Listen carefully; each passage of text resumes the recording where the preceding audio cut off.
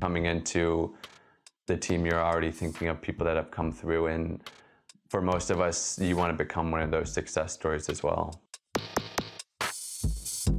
We come into the team as young adults, and really maturing as a person is important, and values you have in life, not just in a bike race. If you're a young cyclist, young talent growing up, it's like you want to be on Axeon because it's the best development team in the world. Making it to the World Tour ranks is a huge step for any rider in their quest to fulfill a cycling dream. Arguably, there is no team better at helping youngsters forge that path than Hagens Berman Axeon. Over the last 10 years, the American-based outfit has built a mightily impressive track record, with alumni scattered throughout the elite peloton. For its entire history, one man has acted as the team's philosophical guide and figurehead: Axel Merckx.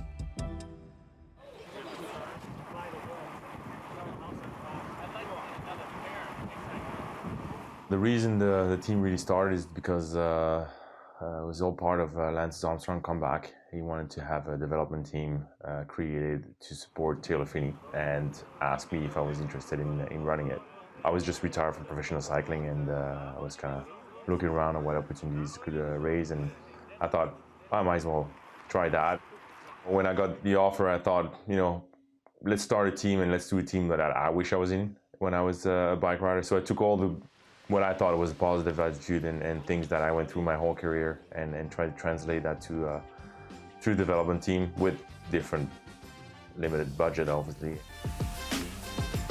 Since that point, Merckx has crafted one of the most revered development systems in cycling.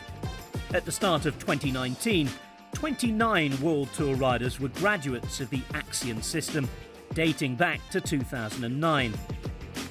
They include the likes of the aforementioned Taylor Phinney and fellow EF Education First teammate Joe Dombrowski. Classic specialist Jasper Stuyven spent 2 years there during its years as a feeder team for Trek Factory Racing. 2017 was a bumper year for talent, with the likes of Nelson Paulus and this year's Giro d'Italia revelation Eddie Dunbar among those taking the first step. While Belgian sprinter Jasper Philipsen has already made waves in his first season at UAE Emirates after spending 2018 with the squad.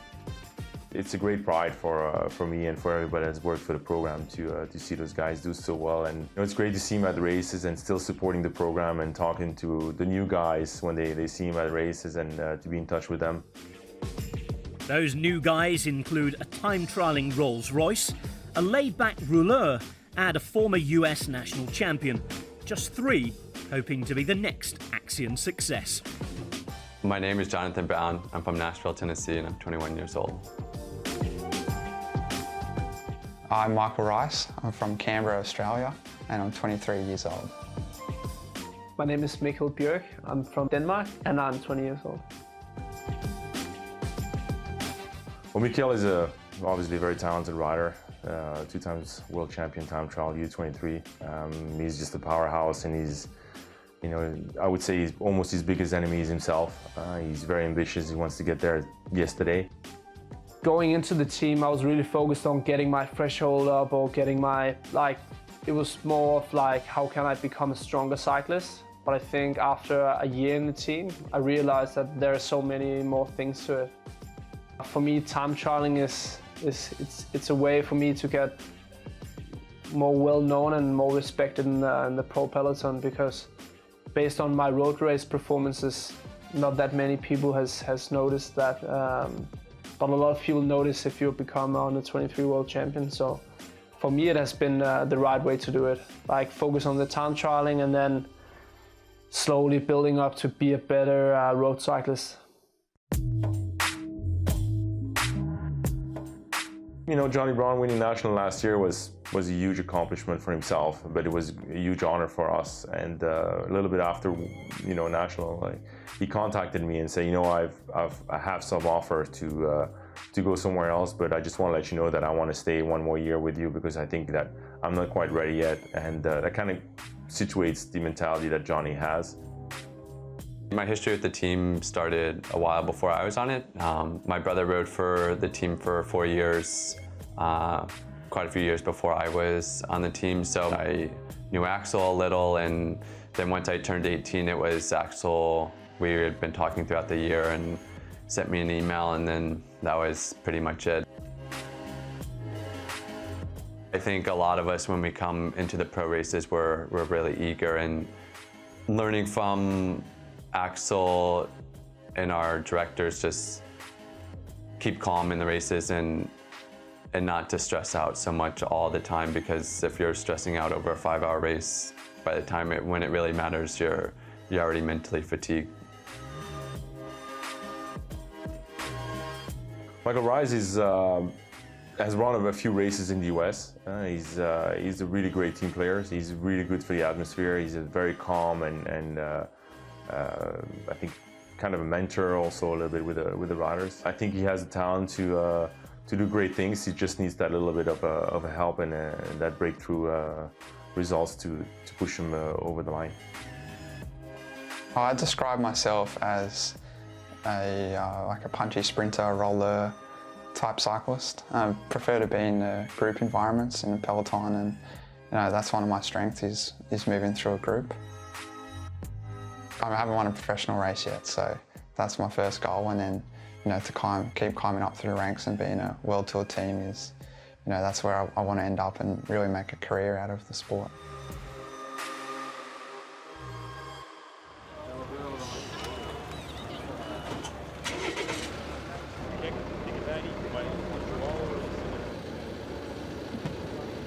Radio test.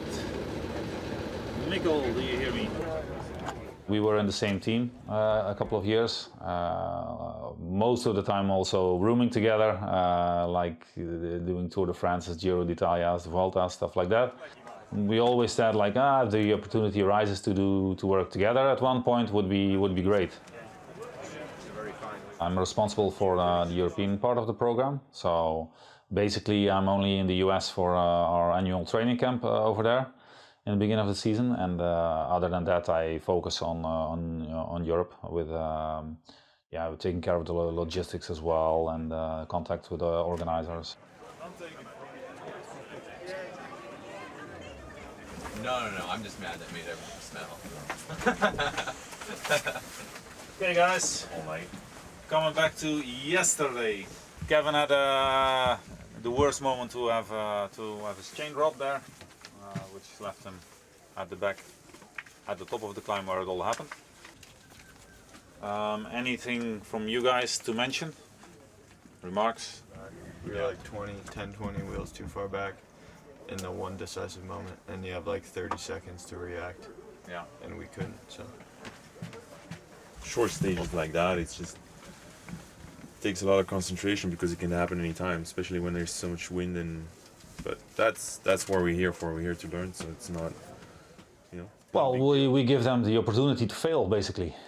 And this is the age where they're allowed to fail. And the further on in cycling career you get, the more strict it's going to be, the more detailed it's going to be. And we try to make them aware of that. And next to that, keeping it as fun as it can be for a long time. If you're up to it, on kilometer 111, you can win your weight in beer. Mikkel. Yeah. You have to smash it there, man. It's no bonification second, but it could be 70 liters of beer or whatever. So. Or 85. Or 85. If I didn't learn it from this team, it's a bit difficult. Like, I couldn't see where else I should have learned it from. Because when you go into cycling really young, I dropped out of school, so I only had cycling to focus on. And if you only talk about cycling and just train on your bike and do nothing else, then you can get pretty special, because it's the only thing that you have to focus on. They're trying to make us more human being than our cyclists. I think that's nice. The nice thing about the team is, even though we're racing at these professional races and Axel really makes sure that we all understand we still are young riders and we're all developing, and even once you leave the team and you go on to another team, that you're still 23 years old and you have a long career ahead of you. You know, talking to friends that have left the team and gone onwards and upwards, you know, we're still having the same conversations. You know, we could even be in the same race sometimes, and that's the thing about cycling. You could be wearing a different jersey, but we're all in the same race and we're all going for that same finish line. You know, I've never thought 10 years ago that I would still be standing here and run the team, but I think we've shown the world, but also shown the riders what we can bring to them, and how easier the transition is from development to World Tour. And as long as we have sponsors that are willing to invest in youth and in development, I'll try to keep doing this job and this team as long as I can.